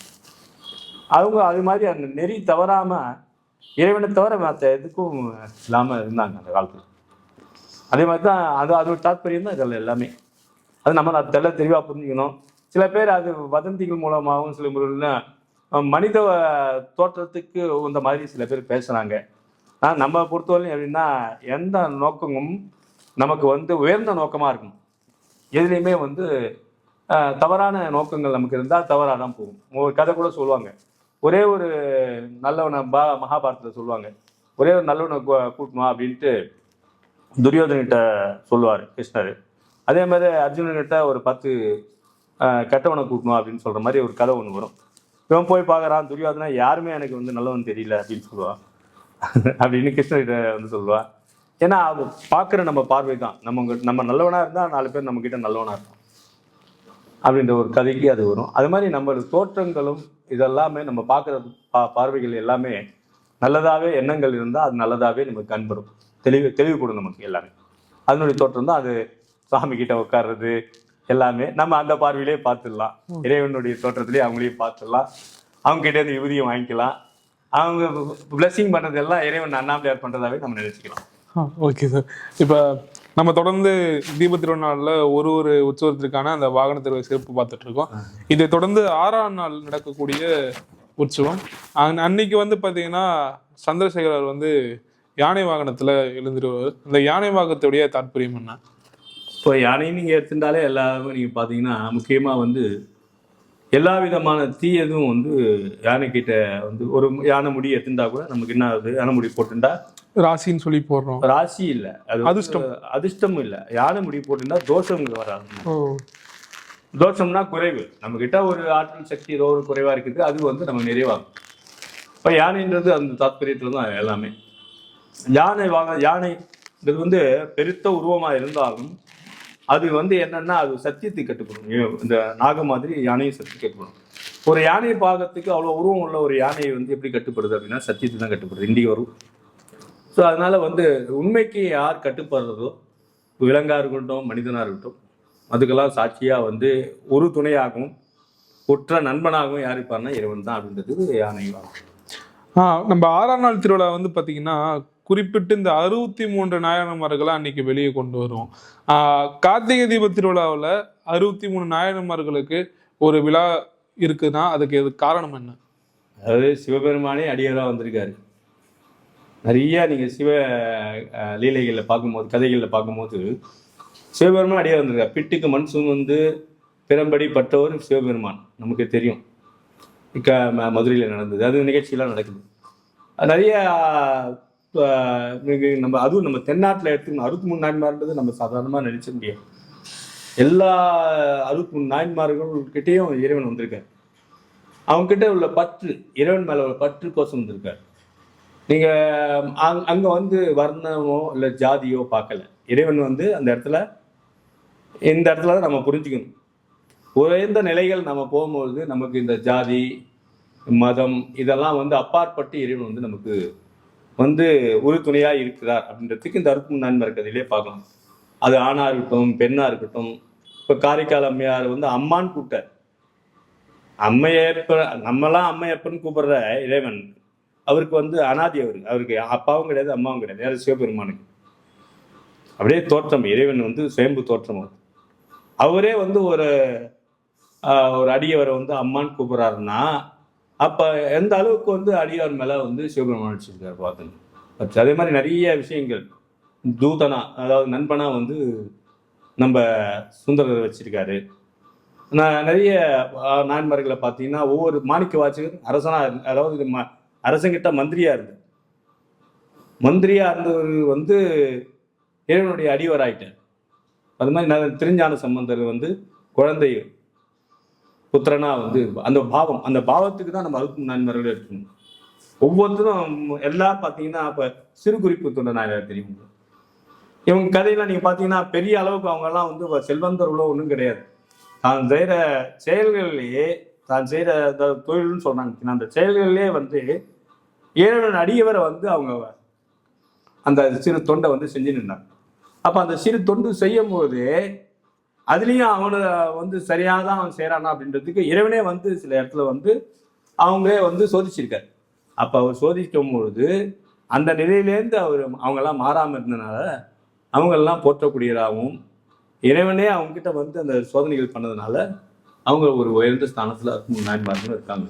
அதாவது அடியாருக்கும் அடியேன் அப்படின்னு சுந்தரமூர்த்தி நாயன்மார்கள் வந்து திருக்குறள் எல்லாமே வந்து பாடிட்டார். தொண்டர் தொகையில் வந்து எல்லாமே பாடிட்டார். ஆரம்பத்திலே சொல்லுவார், தில்லை வாழ் அந்தனதம் அடியார்க்கும் அடியேன் அப்படின்ட்டு அப்படியே வரும். அதில் எல்லா அடியார்கள் பேரும் வரும். அதனால வந்து எல்லா சிவபெருமானை பொறுத்தவரையும் சுவாமியை வணங்குறத விட சுவாமியோட அடியவரை வணங்கும் போது அவர் இன்னும் நிறைய சந்தோஷப்படுறாரு. சிவபெருமானுக்கு வந்து ஆசுதோஷின்னு ஒரு பெண். ஆசுதோஷின்றது சில இடத்துல நார்த் சைட்லாம் கூட நீங்கள் பார்த்தீங்கன்னா இருக்கும். தோஷி அப்படின்னாலே வந்து என்னென்னா சந்தோஷப்படக்கூடியவர் மட்டும், சீக்கிரமாக சந்தோஷப்படக்கூடிய தெய்வத்திலே அப்படின்னு பார்த்தீங்கன்னா சிவபெருமான் தான். ஸோ அதனால் வந்து சிவபெருமான் வந்து உடனே சந்தோஷப்படுவார். எப்படி சந்தோஷப்படுவார் அப்படின்னு பார்த்தீங்கன்னா, அடியவரை வந்து நம்ம வணங்கும்போது அடியவருக்கு நம்ம சிவனடியாரை வந்து நம்ம வந்து ஒரு கொடுக்க வேண்டிய மரியாதையும் அவங்களோட நிறைவான மனதோடு அவங்க நம்ம வச்சிருந்தாலே சுவாமி வந்து சீக்கிரமாக சந்தோஷப்பட்டு நமக்கு சிவனடியாரை வணங்குறதுனால அவங்க சிவபெருமானே நமக்கு அருள் புரிவார்ன்றது ஒரு இருக்குது. நிறைய விஷயங்கள் 63 நாயன்மார்கள் வச்சு பார்க்கும்போது அடியவர்கள் தானே அடியார் பண்ணியிருக்காங்க நிறையா. அப்படின்னும் போது நம்ம அந்த 63 நாயன்மார்களும் நமக்கு வந்து சுவாமியோட வரும்பொழுது அவங்களுடைய வாழ்க்கையும் அவங்களுடைய வாழ்ந்த சரித்திரங்களும் நமக்கு வந்து ஒரு எடுத்துக்காட்டாக இருக்குது. இவங்கள மாதிரில யாராவது ஒரு இதில் நம்ம வாழ்ந்தால் நம்ம இறைவன்கிட்ட அடையலாம் அப்படின்ற ஒரு தாற்பயத்தை உணர்த்தக்கூடியதாக இருக்குது. சார், இப்போ 63 நாயன்மார்களுக்கு சொல்றப்போ 4 வரை நம்ம குறிப்பிட்டு தனியாக நம்ம சொல்லிதான் ஆகணும். அவங்க உற்சவமும் பார்த்தீங்கன்னா சுவாமிக்கு முன்னாடி 4 வருவாங்க. மீதி இருக்கவங்க வந்து சைடில் நம்ம ஊர் சார்ந்த நம்ம ஊர் பிள்ளைகள் வந்து தோளில் சுமந்துட்டு வருவாங்க. இப்போ இந்த 4 நம்ம உற்சவத்துலையுமே எப்படி சொல்றது ரொம்ப இம்பார்ட்டன்ஸ் தரோம். 4 சிறப்பு என்ன சார் இந்த உற்சவத்திற்கு? 4 அப்படின்னும் போது பார்த்தீங்கன்னா ஒரு காலகட்டத்தில் திருஞான சம்பந்தரும் அப்புறம் இந்த ஒரு காலத்தில் இருந்ததாக சொல்கிறாங்க. அதுக்கடுத்தது பார்த்தீங்கன்னா சுந்தரர், அதுக்கப்புறம் பார்த்தா மாணிக்க வாசகர். இப்படி நம்ம 4 அதுதான் நம்ம எடுத்துக்கிறோம். இப்போ மாணிக்க வாசகருக்கு ஃபுல்லாக அந்த இது மார்கழி மாதத்தில் நம்ம ஃபுல்லாக வந்து திருவம்பாவை பாடும்போது எல்லாமே நமக்கு தெரிஞ்சிடும் ஃபுல்லாகவே. அதே மாதிரி அந்த தனியாக உற்சவம் உண்டு. மாணிக்க வாசகர்னு உற்சவம் தனியாக உண்டு. சம்பந்தருக்கும் அது மாதிரி வந்து ஒரு நாள் உற்சவம் உண்டு அவருடைய இதுமே. சுந்தரருக்கும் உண்டு அது மாதிரி. இப்போ அப்பருக்கும் அது மாதிரி உண்டு. ஏன்னா நம்ம வந்து கைலாயம் போகாமல் அவர் இங்கே இதிலே அவர் காட்சி கொடுத்தாங்க. இப்போ நால்வர்களில் வந்து நால்வருடைய ஒரு பாசம், அதாவது சுவாமிகிட்ட உள்ள பற்று உண்டு. இப்போ அப்பர் எடுத்திங்கன்னா தாசமார்க்குன்னு சொல்லுவாங்க. தாசமார்க்கணும்னா அவர் நம்ம வந்து ஒருத்தருக்கு கீழே அடிபணிஞ்சு அவங்கள வந்து சந்தோஷப்படுத்துறது, அதான் தாசமார்க்கம். நான் அதனால தான் பேர் நிறைய பேர் வச்சுப்பாங்க. காளிதாஸ் இந்த மாதிரிலாம் நிறைய பேர் வச்சுப்பாங்க பேர். தாஸ்ன்னா அடிபணி இருந்தவர் அப்படின்னு அர்த்தம். அடிபணிந்தவர்னா யாருக்கு வந்து தெய்வங்களுக்கு அடிபணிந்தவர் அப்படின்ற மாதிரி இருக்கும். இப்போ தாச மார்க்கம் இருக்குது. அதே மாதிரி சுந்தரத்தின்னா சகா மார்க்கம்னு சொல்லுவாங்க. சகா மார்க்கம்னா நண்பனா, நீ எனக்கு செய் அப்படின்னு கேட்டு வாங்கிக்க ஃப்ரெண்டுக்கிட்ட நம்ம எப்படி பழகிறோமோ அதே மாதிரி சிவபெருமான்கிட்ட கேட்டு வாங்கின ஒரு மார்க்கமாக, வழி மார்க்கம்னா வழி அதுவாக இருக்கார். இப்போ சம்பந்தர் வந்து நமக்கு வந்து பிள்ளை, அதாவது புத்திர மார்க்கம். அப்படின்னா புத்திர மார்க்கம்னா அவருடைய அப்பா அம்மாவுக்கு பிள்ளை எப்படி இருப்பாங்களோ அது அப்பா அம்மா கிட்ட எப்படி இருந்தோம் அது மாதிரி திருஞான சம்பந்தர். அது மாதிரி மாணிக்க வாசகர் வந்து எப்படி பார்த்தீங்கன்னா உற்றார் உறவினர்கள் எப்படி வந்து அணுகுனாங்களோ அந்த நிலையில் வந்து பொருள் எல்லாமே வந்து சுவாமி கிட்ட வந்து அர்ப்பணித்தார். நீங்கள் சொல்கிற மாதிரிங்களே பந்துக்கள் சொல்லுவாங்க. பந்துக்கள்னா உறவினர்கள் எல்லாருமே என்ன அப்படின்னு பார்த்தீங்கன்னா சில சமயத்தில் உண்மையான உறவினர்கள் அப்படின்னா நம்ம கஷ்டப்படும் போது உதவுறது தான் உண்மையான உறவினர். அந்த மாதிரி உறவினர் ஒரு தன்மையோட மாணிக்க வாசகர் வந்து சுவாமிக்கு என்னன்னு பார்த்தீங்கன்னா சிஷ்ய பாவம் கூட சொல்லுவாங்க மாணிக்க வாசகர். ஏன்னா சுவாமியே வந்து அவருக்கு குருவாக இருந்திருக்கார். யாருக்கு? மாணிக்க வாசகர். அதனால் குரு சிஷ்ய பாவம் கூட மாணிக்க வாசகர் சொல்லலாம். அது மாதிரி 4 பேரும் இந்த 4 மார்க்கமும் வழியானது மற்ற 64 வழியை விட இந்த 4 மார்க்கமானது நமக்கு கண் கூட தெரியுது. நமக்கு நண்பன் இருப்பான், நமக்கு அப்பா அம்மா இருப்பாங்க, புரியுதுங்களா? நமக்கு வந்து இல்லறமாக இருந்தால் பிள்ளைகள் இருக்கும், உற்றார் உறவினர்கள் இருப்பாங்க. அதே மாதிரி நமக்கு தெரியாத விஷயங்களை வந்து சொல்லக்கூடிய குரு ஆசிரியர்கள் இருப்பாங்க, குரு சிஷ்யபாவம். இந்த 4 மார்க்கும் நமக்கு தெரிந்த வழி. இந்த தெரிந்த வழியில் நாம் இறைவனை வழிபட்டால் கூட சீக்கிரமாக இறைவனை அடையலாம் அப்படின்றதுக்கோசரம் அவங்களுக்கு முன்னாடி வர்றதுக்கு ஒரு தாத்பரியம் கூட இருக்கலாம். ஓகே. 6ஆம் நாள் திருவிழா இரவு நடக்கக்கூடிய வெள்ளித்தேர், வெள்ளித்தேருடைய சிறப்பு. ஏன்னா பல ஊர்கள்ல இருந்து அன்னைக்கு வெள்ளித்தேருக்கே வந்து நம்ம ஊருக்கு வருவாங்க. திருவிழாக்கள்ல இப்போ எப்படி ரிஷப வாகனத்துக்கு ஒரு அதிக அளவு ஒரு கூட்டம் வருதோ வெள்ளித்தேருக்கும் அது போல கூட்டம் வரும். அந்த வெள்ளித்தேரின் சிறப்பு தேர் அப்படின்னு எடுத்திருந்தாலே வந்து திருவிழா முதல்ல அது புரிஞ்சுக்கணும். நம்ம அது பெரிய தேராக இருக்கட்டும் வெள்ளித்தேராக இருக்கட்டும், அது இரவு நேரத்தில் வந்து இறைவன் வந்து தேர் திருவிழா வரும்போது நமக்கு ஒரு இது தரக்கூடிய என்னன்னா ஆற்றல் சக்தி. இரவு நேரம் அப்படின்றது ஒரு ஆற்றல் சக்தி இருக்குது, பகல் நேரத்தில் ஒரு ஆற்றல் சக்தி இருக்குது. இரவு நேரத்தில் சந்திரனை ஒத்த ஆற்றல் சக்தி நமக்கு கிடைக்கும். அதுதான் பௌர்ணமி கிரிவலம் வர்றது ரொம்ப விசேஷம்.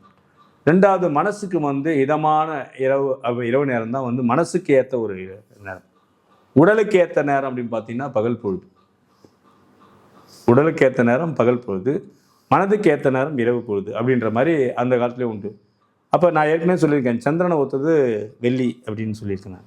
இப்போ இரவு நேரத்தில் வரும்பொழுது மனசில் உள்ள அழுத்தங்கள், மன உளைச்சல்கள், இது மாதிரி இதெல்லாம் இந்த வெள்ளித்தேர் பார்க்கறதுனால, வெள்ளித்தேரில் வந்து வழிபடுறதுனால நமக்கு இருக்கும். இப்போ மனதில் ஒரு புது தெளிவு கிடைக்கும். அதனால நிறைய கூட்டங்கள் வரும் வெள்ளித்தேரும் போது. அது அழகு வேறு. நம்ம ஊரில் அந்த வெள்ளித்தேரில் சாமி வரும்போது அழகே வேறு. அது மாதிரி எங்கேயும் நீங்கள் பார்க்க முடியாது. அதுவும் நமக்கு எப்படி ரிஷப வாகனம் சொல்கிறோமோ வெள்ளி விசமானம், அந்த மாதிரி வெள்ளித்தேர் ரொம்ப விசேஷமானது. 7ஆம் நாளுக்கு நடக்கக்கூடிய தேரோட்டம் எப்படி சொல்லுது, மகாரதம்னே நம்ம சொல்லுவோம். ரதம்னு சொல்கிறோம், நம்ம தேர்ன்னு சொல்லக்கூடாது, ரதம்னே சொல்கிறோம். அந்த மகாரதத்துடைய சிறப்பு என்ன சார்? ரதம் அப்படின்னு நீ சொல்கிற மாதிரி எடுத்திருந்தாலே நமக்கு என்னன்னா, ஒரு காலத்தில் வந்து இந்த நீங்கள் முதல்ல கேட்டிங்களே போக்கு வரவுங்களா, அந்த போக்கு வரவே வந்து நமக்கு மனசு தான் முக்கிய காரணம். எல்லாத்துக்குமே காலங்களில் வந்து எல்லாமே இப்போ நேற்று என்ன நடந்தது அப்படின்றது நீ நினைக்கிறதுக்கு இந்த மனசுன்ற ஒரு ரதம் வேணும் நமக்கு. அதனால்தான் கிருஷ்ணர் வந்து சாரதியாக இருந்தார். பகவத்கீதை சொல்லும்போது சாரதின்னா தேரோட்டம் இருந்தார். ஏன்னா மனசை இயக்கக்கூடிய ஆண்டவனாக இருந்ததுன்னா நம்ம போகிற பாதை கரெக்டாக இருக்கும். இந்த குதிரைகள் எல்லாமே நம்மக்கிட்ட உள்ள இந்திரியங்கள்னு சொல்லுவாங்க. இந்த கண், மூக்கு, காது, இதெல்லாம் இருக்குன்னு சொல்கிறாங்களே இந்திரியங்கள். இப்போ நம்ம பார்க்கக்கூடாதுன்ற விஷயத்த நம்ம பார்த்தோன்னா மனம் மாறிடும். கேட்கக்கூடாத விஷயத்தை கேட்டால் மனசு மாறிடும். சாப்பிடக்கூடாது நம்ம சாப்பிட்டோன்னா சாப்பிடக்கூடாதுன்னு நினச்சி நம்ம சாப்பிட்டோன்னா மனசு மாறுது. இல்லை, எல்லாமே மாறுது. நம்ம செய்யக்கூடாதுன்னு நினைக்கிறது வந்து அது செய்யணும்னு மனசு மாறுது. இப்போ இதெல்லாம் ஒரு கண்ட்ரோலில் கொண்டு வர்றது யாருன்னு பார்த்தா குதிரையை ஓட்டுறவங்க, தேரோட்டி வந்து 7 குதிரை ஓட்டட்டும், 2 குதிரை ஓட்டட்டும், ஒரே குதிரை ஓட்டம், ஒரு தேராக இருக்கட்டும், இல்லை குதிரை இதுவாக கூட இருக்கட்டும், எல்லாத்துலேயுமே ஓட்டுறவன் ஒருத்தர் இருக்குமா, அவன் சாரதின்னு பேர் தேரோட்டி. அதனுடைய சாட்டையை வச்சுட்டு அதை வந்து எப்படி அந்த போகிற போக்குக்கு எப்படி அது வந்து கயிறை போட்டு அதை நிறுத்தி எப்படி பண்ணுறானோ அது மாதிரி மனசை நம்ம நிலைநிறுத்துறதுக்கு வந்து முக்கியமாக வந்து தேர் வந்து சொல்கிறது பார்த்திங்கன்னா உங்கள் மனசை தான் சொல்லணும். மனோநிலையை தான் வந்து குதிரையை பூட்டிய ஒரு தேராக தான் நம்ம மனசை பார்க்கலாம். இதில் பார்க்கும்போது தேர் அது பார்த்தீங்கன்னா தேரில் பார்த்தீங்கன்னா உங்களுக்கு ரதம் இருக்கும், அது மாதிரி இதெல்லாம் இருக்கும். குதிரையே பிரம்மா வந்து ஓட்டுற மாதிரி இருக்கும், எல்லாமே இருக்கும். இப்போ மகாரதத்தில் பார்த்தீங்கன்னா அப்படி இருக்கும், பிள்ளையார் இல்லை முருகர் எல்லா தேர்லையும் அது மாதிரி இருக்கும். ரதம் தான் தேர் தான்.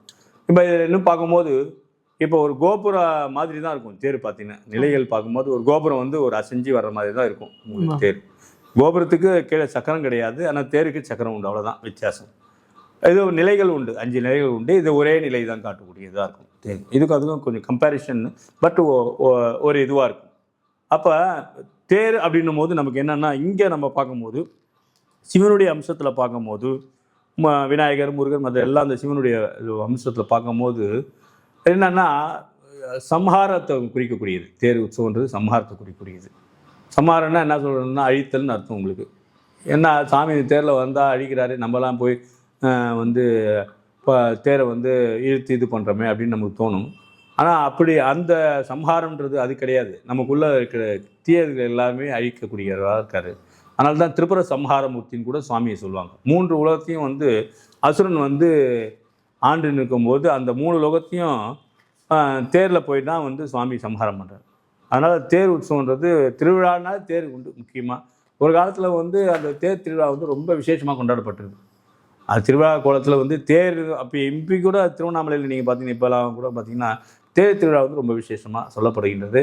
அதில் தான் மஞ்சள் குங்குமம் வாங்குவாங்க, மங்கள பொருட்கள்லாம் வாங்குவாங்க, நிறைய கூட்டங்கள் வரும்.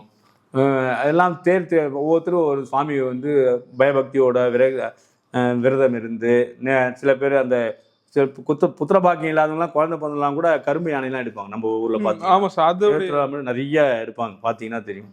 அதெல்லாம் வந்து எதுக்காக எடுக்கிறாங்கன்னு பார்த்தீங்கன்னா நேர்த்திக்கடன் அவங்களுக்கு இல்லைன்னு வேண்டி நிற்பாங்க. தேர் திருவிழா போது அண்ணாண்டாயிட்ட வேண்டி நிற்பாங்க.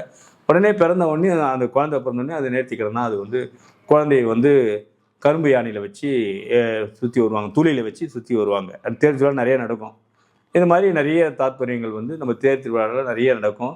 தேர் திருவிழான்றது நம்மளுடைய கெடுதல் எல்லாத்தையும் போகக்கூடிய ஒரு அம்சமாக நம்ம பார்க்கணும். இப்போ நீங்கள் சொல்கிறத பொறுத்து தேர் திருவிழா வந்து அழித்தல்ன்ற ஒரு பொருள் நீங்கள் சொல்கிறீங்க. அது நமக்குள்ளே இருக்க ஆணவத்தை அழித்தல்னு எடுத்துக்கலாமா? தாராளமாக. ஏன்னா நான் எவ்வளோ பெரிய ஆளாக இருந்தாலும் நான் இங்கே இருந்து தான் அந்த அதை நீங்கள் சொல்கிறது உண்மை. நீங்கள் சொல்கிற உண்மை அதான் அந்த ஆணவம் தான் எல்லாத்துக்கும் காரணம். நம்மக்கிட்ட உள்ள தீயதுக்கு எல்லாமே ஆணவம் தான் காரணம். அது எல்லாத்தையும் அழிக்கக்கூடியதாக கஷ்டம்.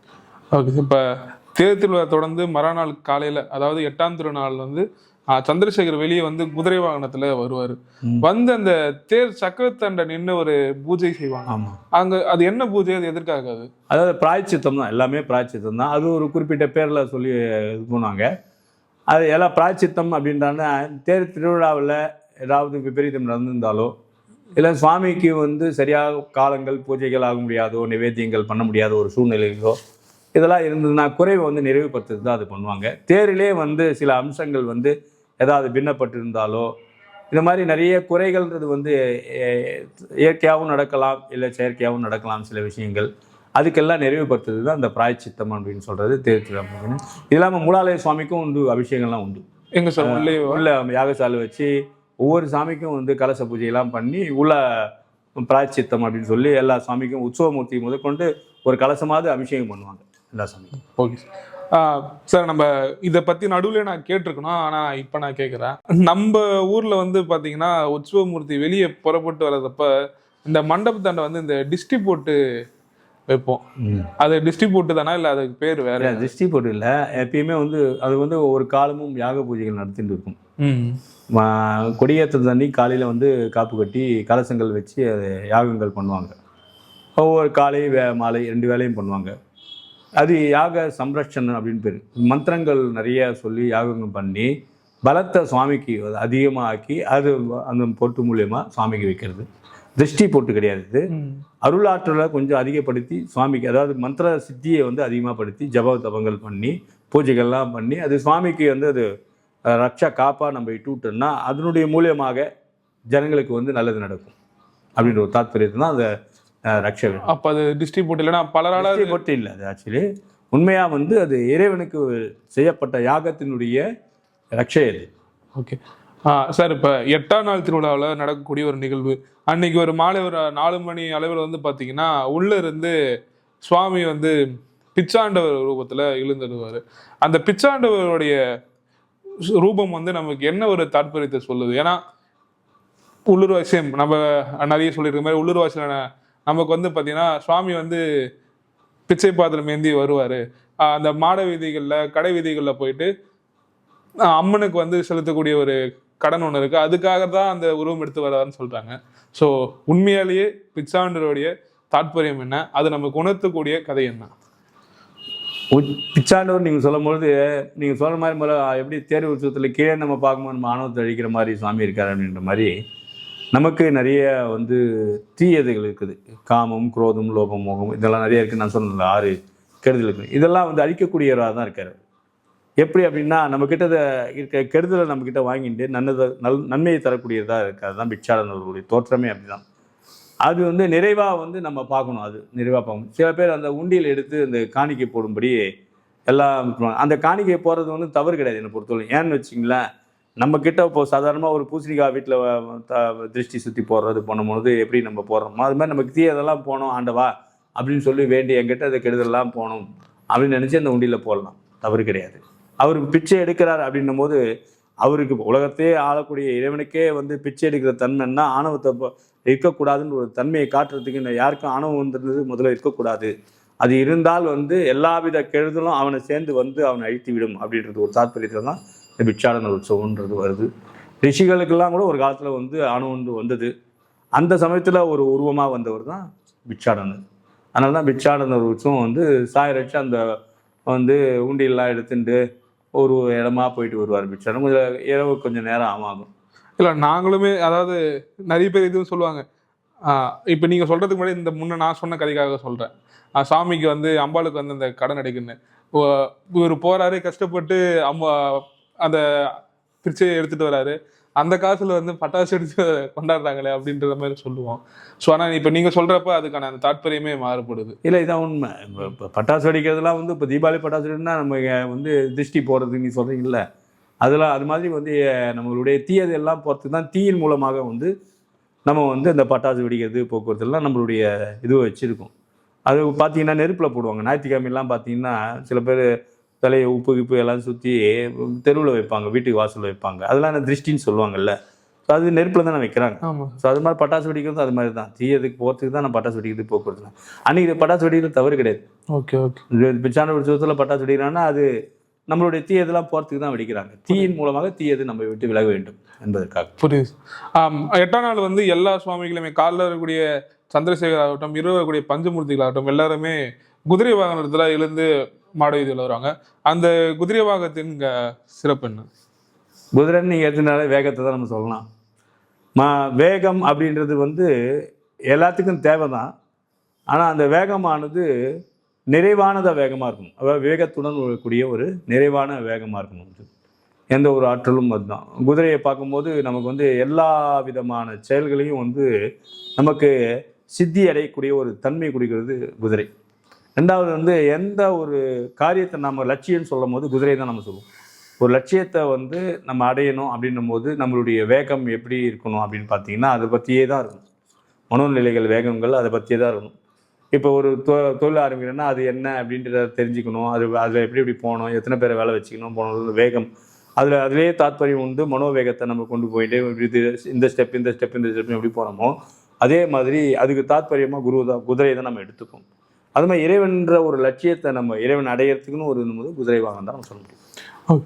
ஸோ 9ஆம் நாள் காலை வரக்கூடிய புஷ்பாமுனி வாகனம், அந்த வாகனத்துடைய சிறப்பு என்ன சார்? ஏன்னா அந்த வாகனத்துடைய தோற்றமே வந்து பார்த்தீங்கன்னா ஒரு முனிவர் போல இருக்கும். ஆனால் உடம்பு மட்டும் மேல் பகுதி மட்டும் அந்த முடிகிற மாதிரி இருக்கும், மீதி எல்லாமே ஒரு மிருகம் சார்ந்து போல இருக்கும். ஆமா, அதுக்கான காரணம் உண்மையா பார்த்தா புருஷா மிருகம்னு அது முதல்ல வந்து புருஷா மிருகம்னு சொல்லுவாங்க. அது முன்னோர்கள்லாம் அதெல்லாம் பத்திரிகைலாம் கூட வந்திருந்தது. இப்போ புருஷா முனின்னு போட்டிருக்காங்க இந்த பத்திரிகையில். நீ ஆமா சார், பத்திரிகைகளை பார்த்தோம். ஆமா, முனிவரும் புருஷர்களும் ரெண்டு ஒன்று தான். ஏன்னா புருஷன் தான் முனிவர் ஆகுறாங்க. இப்போ பார்க்கும்போது மிருகம் அப்படின்னு பார்க்கும்போது என்னன்னா விலங்கினங்களை கொடுக்கும். இப்போ நமக்கு வந்து மனிதர்களுக்கு வந்து ரெண்டு இது உண்டு, மனித தன்மையும் உண்டு, மிருக குணமும் உண்டு, ரெண்டுமே உண்டு. இந்த இரண்டு குணங்களும் வந்து நமக்கு வந்து இறைவனால் அடையப்பட்டது தான். நம்ம கர்மாவை வச்சு இறைவன் நமக்கு அருள்ன்றான். இந்த மிருகத்தன்மையானது பின்னோக்கி தான் இருக்கணுமே தவிர முன்னோக்கி இருக்கக்கூடாது. அதான் தெய்வத்தன்மையான முன்னாடி இருக்கணும் அப்படின்றது தான் முனிவருடைய அம்சமாக வந்து முன்னாடி அந்த முனிவர் தோற்றம் முன்னாடி வச்சுட்டு மிருகத்தன்மையை பின்னாடி வைக்கிறாங்க. இந்த அப்படியே பின்னாடி எதுக்கு வைக்கிறாங்கன்னா அது இருக்கக்கூடாது அப்படின்றதுக்கு, அது நாலு நாளில் நீ வந்து அதை போக்கிடணும் அப்படின்றதுக்கு வந்து அந்த புருஷாமிருக வாகனம் தாத்பரியமாக வச்சுருக்காங்க. அன்னைக்கு 9ஆம் திருநாள் அன்னைக்கு இரவு வரக்கூடிய கைலாய வாகனம் சார், கைலாய வாகனத்துடைய சிறப்பு என்ன? கைலாச வாகனம் அப்படின்னு சொல்லும் போது கீழே பார்த்தீங்கன்னா 10 தலை ராவணனோட தான் நம்ம தூக்கி இருக்க மாதிரி தான் பார்த்துட்டு போனோம். வாகனத்துடைய கைலாசம் அப்படின்றாலே நமக்கு வந்து ராவணன் நிச்சயமாக வரும். ஏன்னா கைலாசத்தை தூக்குனவர் அவர் சிவபக்தன். ஆனால் ராவணன் சாதாரணப்பட்ட அபரிதமான சிவபக்தன். சாம வேதத்தை வந்து கானமாக வாசித்தோம், தன்னுடைய உடல் நிரம்ப எடுத்து வாசித்தோம் ராவணன். அவ்வளோ அளவுக்கு லங்காதிபதி அப்படின்னு அவ்வளோ அம்சம் உள்ளவன். எவ்வளோ நல்ல பக்தராக இருந்தாலும் எவ்வளோ நல்ல ஒரு சிறு துளி எப்படி பாலில் ஒரு விஷம் கலந்துட்டா அந்த பால் ஃபுல்லாக விஷமாயிடுமோ அதே மாதிரி தன்மையானது எவ்வளோ பெரிய நல்ல இவளாக இருந்தாலும் ஒரு துளி நம்மளுடைய கெடுதல் இருந்ததுன்னா அது எல்லாத்தையும் அழிச்சிடும் அப்படின்றதுக்கு அந்த ராவணனுடைய இது எடுத்துக்கலாம். கைலாச வாகனத்தை அவனால் தூக்க முடிஞ்சது அப்படின்னும் போது அது சிவனுடைய என்ன சொல்கிறது, அவர் மேலே வச்சு இந்த பக்தியினால் அவனுக்கு இவ்வளோ பராக்கிரமம் வந்தது அப்படின்னு கூட நம்ம எடுத்துக்கலாம். தாத்பரியம் சிவனுடைய அம்சத்தை உள்ளவன் தான் அவன், சிவபக்தன் தான் அவனை. ஆனால் அவன்கிட்டையும் ஒரு கெடுதல் இருந்ததுனால, அது அந்த ஆணவம் இருந்ததுனால அந்த சுவாமி வந்து ஒரு கட்ட வரலால் அப்படியே அமுக்கிறார். அவனால் அப்படியே வாங்கின தூக்கினவன் அப்படியே உள்ள அமுந்துறான். ஒரு வயிற்றை தூக்கின்னு தான் நம்ம எப்படி உள்ள மேலே ஒருத்தர் அழுத்தினான், அது மாதிரி அவன் மேலே சிவபெருமான் ஒரே ஒரு கட்ட வரலால் அழுத்துறாரு. அவன் ஆணவத்தை அழிக்கிறதுக்கு வந்து அழுத்துறாரு. அழுத்தின உடனே அவனால் ஒன்றும் பண்ண முடியல, விடவும் முடியல. ஏன்னா அழுந்து போயிட்டான் கீழே. அவனை தான் தன்னுடைய நரம்பு 10 கை அவனுக்கு நிறைய கை 10 தலை இருக்கிறதுல ஒரு தலையை கிள்ளி ஒரு எடுத்து வீணை வாசித்தான். சாம வேதத்தை வந்து கானமாக வாசிச்சும் போது அந்த அந்த ரசனையில் வந்து சுவாமி அந்த கட்டவரை எடுத்துட்டாரு. இவன் மலையை கீழே வச்சுட்டு நுந்ததாக ஒரு சரித்திரம் உண்டு. ஸோ அது ஆணவத்தை அவனுடைய சிவபக்தனாக இருந்தாலும் ஆணவம் இருக்கக்கூடாது அப்படின்றதுக்கு ஒருத்தரும் இந்த கைலாச வாகனமானது நமக்கு தாத்பரியமானது காட்டுது, சிவபெருமானது மேலே இருக்கிறது. ஸோ அதை நம்ம தொடர்ந்து எல்லா வாகனத்தை பற்றியுமே பார்த்துட்டு வரோம். இதில் நீங்கள் சொல்கிறதுல அதிகமாக உணர்த்தக்கூடிய பொருள் வந்து உன்னை படைத்தவன் நான் தான், ஆனால் நீ வந்து ஆணவம் உனக்கு தலைக்கேறிச்சுன்னா உன்னை என்னைக்கா இருந்தாலும் உனக்கு அந்த அழிவு இருக்குது, உனக்கும் மிஞ்சி ஒரு பெரிய விதமான ஒரு சக்தி ஒன்று இருக்குது அப்படின்ற போல தான் இருக்குது. ஆமாம், மணிக்கு வாட்சி சொல்ல ஆக்குவாய் காப்பாய் ஐப்பாய் அருள் சொல்லுவாய், எல்லாமே சாமி தான். நீங்களும் சாமி தான், நானும் சாமி தான். நம்மக்கிட்ட இருக்கிற தாத்பரியத்தை உருவாக்குறதும் சாமி தான். கரணம் காரணம் கர்த்தா அப்படின்வாங்க. கரணம்னா அப்படின்னா ஒரு பொருள், அந்த பொருளும் சாமி தான். அந்த பொருளை உண்டாக்கி அதை செயலாக்குற மனிதனும் கடவுள் தான். ஸோ மூணுமே சாமி தான், எல்லாமே கடவுள் தான். கடவுள் இல்லாத எதுவுமே கிடையாது, எல்லாமே இறைவன் தான். எங்கும் நீக்கமர இருக்கிறது இறை சக்தி தான்.